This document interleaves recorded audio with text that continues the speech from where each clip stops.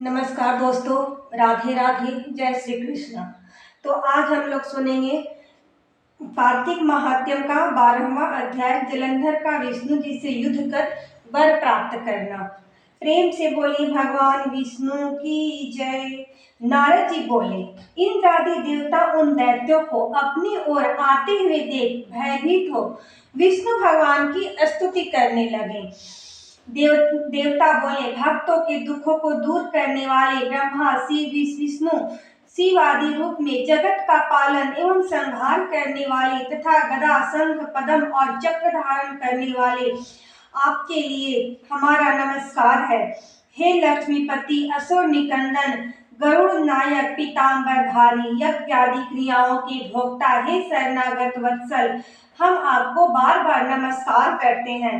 दैत्यों के नाश करने वाले विष्णु भगवान ने देवताओं द्वारा की गई स्तुति से उनके संकट को जान लिया। तब वे क्रोधित होकर शीघ्र ही गरुड़ पर सवार हो लक्ष्मी से बोले, देवी, तेरा भ्राता जलंधर देवताओं को दुख देता है, इससे मुझे उन्होंने बुलाया है, सो मैं युद्ध के लिए शीघ्र ही जाऊंगा। लक्ष्मी जी बोली, हे प्राणनाथ, यदि मैं आपकी प्यारी हूँ तो फिर मेरे भ्राता को आप संग्राम में क्यों मारेंगे।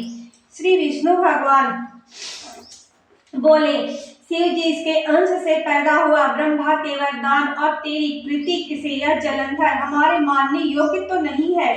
नारद जी बोले, यह कहकर गरुड़ पर बैठकर शंख चक्र गदा और पद्म को धारण करने वाले विष्णु भगवान जहाँ देवता स्तुति कर रहे थे वहां पहुंचे। इसके बाद अरुण के छोटे भ्राता गरुड़ के पंखों की वायु से दैत्य आकाश में मेघों की तरह भ्रमण करने लगे। जलंधर दैत्यों को वायु से पीड़ित देखकर आकाश में उछलकर विष्णु भगवान के पास पहुंच गया। और जब विष्णु भगवान तथा जलंधर दैत्य का बड़ा भारी युद्ध हुआ, दैत्य ने बाणों से आकाश को भर दिया। विष्णु ने अपने बाणों से दैत्य के रथ की ध्वजा, छत्र और घोड़ा काटकर पृथ्वी पर गिरा दिए और फिर एक बार उसके हृदय में मारा। इससे संभल कर फिर उस दैत्य ने भी बहुत शीघ्र उछलकर गरुड़ के माथे में गदा मारकर उसको पृथ्वी पर गिरा दिया। विष्णु ने हंसकर अपने खड़ग से उसकी गदा काट दी। उसने विष्णु के हृदय में जोर से घुसा मारा। फिर वे दोनों आपस में मल्ल युद्ध करने लगे। उनकी भुजा में घुसा और घोटू की मार से पृथ्वी शब्दायमान हुई। वे दोनों बहुत देर तक युद्ध करते रहे।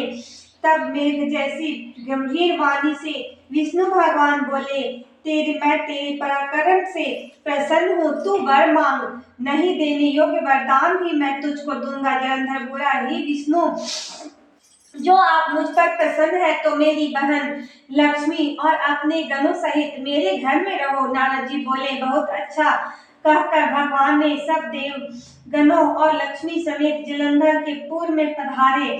तब महाबली जलंधर देवताओं के अधिकारों पर दैत्यों को स्थापित करके पृथ्वी पर आ गया।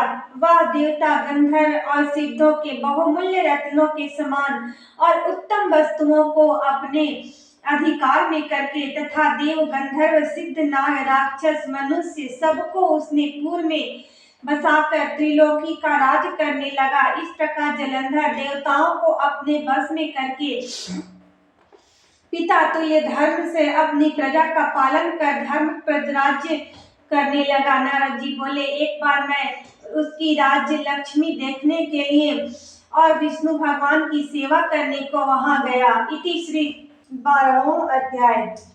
प्रेम से बोलिए भगवान विष्णु की जय।